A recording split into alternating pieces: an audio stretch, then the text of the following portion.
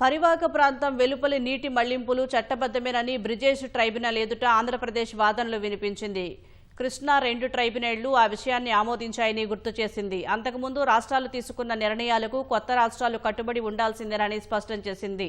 అంతర్రాష్ట్ర నదీ చట్టం ప్రకారం ఒక పరివాహక ప్రాంతం నుంచి మరో పరివాహక ప్రాంతానికి తన రాష్ట్రంలోని నీటిని మళ్లించుకోవటం చట్టబద్దమని ఏపీ తరపున సీనియర్ న్యాయవాది జైదీప్ గుప్తా వాదించారు.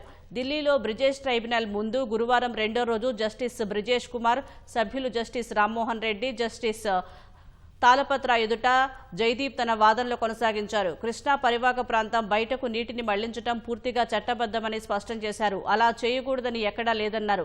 రాష్ట్రాన్ని ఒక యూనిట్గా చూడాలని, నదీ పరివాహక ప్రాంతంలో ఉన్నవారితో సహా ఆ రాష్ట్రంలో నివసిస్తున్న అందరి ప్రయోజనాలను రాష్ట్రం పరిరక్షించాల్సి ఉంటుందని వివరించారు.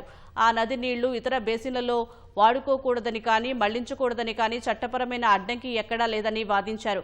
అనంతరం తదుపరి విచారణ జనవరి 21కి ట్రైబ్యునల్ వాయిదా వేసింది.